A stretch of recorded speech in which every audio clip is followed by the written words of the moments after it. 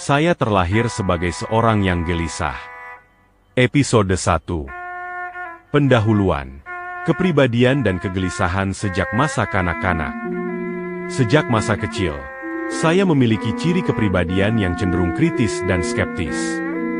Dalam istilah psikologi perkembangan, hal ini dapat disebut sebagai critical thinking disposition yang muncul lebih dini dari anak-anak sebaya saya. Saya tidak mudah percaya pada sesuatu tanpa bukti empiris dan penjelasan logis. Saya masih ingat ketika bermain petak umpet di malam hari. Teman-teman saya tiba-tiba berlari ketakutan karena mengaku melihat hantu. Saya ikut lari, bukan karena benar-benar yakin, melainkan lebih karena suasana panik yang menular. Namun dalam hati saya bertanya-tanya, benarkah ada hantu itu? Rasa ingin tahu curiosity inilah yang menurut psikologi kognitif merupakan bagian dari trait openness to experience, dorongan kuat untuk mencari pengetahuan baru. Pertanyaan eksistensial, apakah Tuhan itu ada? Saat kelas 4 SD, pengalaman di tepi sungai kecil semakin memperdalam kegelisahan batin saya. Saya melihat sebuah prosesi pemakaman.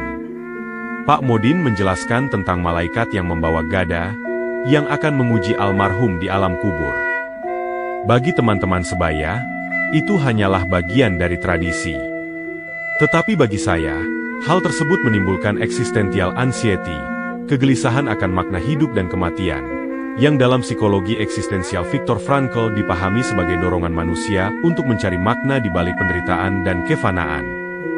Pertanyaan-pertanyaan yang muncul di benak saya waktu itu sangat teologis sekaligus filosofis. Apa bedanya manusia dengan binatang saat mengalami kematian? Apakah benar ada kehidupan setelah kematian? Jika Tuhan benar-benar ada, di manakah buktinya? Apa gunanya manusia lahir, sekolah, bekerja, lalu mati? Kegelisahan ini menandakan saya sejak dini mengalami religious questioning, sebuah fase perkembangan iman menurut James Fowler, Stages of Faith Development. Fowler menyebut bahwa pada masa remaja, iman sering berubah dari sekadar iman warisan menjadi iman pencarian. Kecenderungan personal dan dampaknya. Pertanyaan-pertanyaan ini membuat saya sering melamun. Secara psikologi pendidikan, ini memengaruhi academic engagement saya. Saya tidak membuat keributan di kelas, tetapi sering bolos demi mengikuti dorongan batin untuk berkelana. Meski demikian, saya memiliki bakat musikal yang berkembang di gereja. Tanpa guru khusus, saya cepat menguasai angklung dan akordeon. Menurut teori Howard Gardner tentang multiple intelligences, saya memiliki kecerdasan musikal yang menonjol. Pendeta di gereja menyayangi saya, karena melihat kesungguhan saya dalam beribadah. Akan tetapi, di balik kesungguhan itu, ada inner conflict. Konflik batin antara iman yang diajarkan dan pertanyaan kritis yang terus mendesak saya. Menemukan Tuhan dalam pelajaran PMP. Tahun 1979, saya diterima di SPG Negeri Nganjuk. Bagi lingkungan sekitar, ini adalah prestasi besar. Banyak yang curiga bahwa saya menyogok, padahal sebenarnya saya berjuang keras.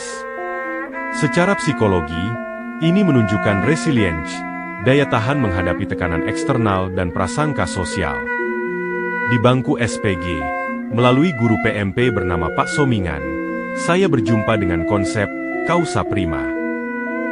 Beliau menjelaskan, perhatikan semesta ini, planet-planet tidak pernah bertabrakan. Siapakah yang menciptakan keteraturan itu? Dialah Tuhan, Sang Penyebab pertama. Secara teologi naturalis, ini sejalan dengan argumen klasik tentang keberadaan Allah. Argumentum cosmologicum, atau argumen kosmologis dari Santo Thomas Aquinas, bahwa segala yang ada pasti memiliki penyebab, dan pada akhirnya ada penyebab pertama yang tak disebabkan, yaitu Allah. Kembali rajin beribadah. Saat kos di Jalan Yosudarso, saya berjumpa seorang sahabat yang mengajak saya kembali rajin ke gereja. Secara sosial psikologis, ini bisa dilihat sebagai social influence yang positif, pertemanan yang membawa kepada praktik religius. Namun, Meski kembali ke gereja, kegelisahan batin saya justru semakin dalam. Pertanyaan teologis yang muncul adalah, mengapa ada begitu banyak agama dan kepercayaan? Jika kebenaran itu hanya satu, bagaimana menentukan mana yang sungguh-sungguh benar?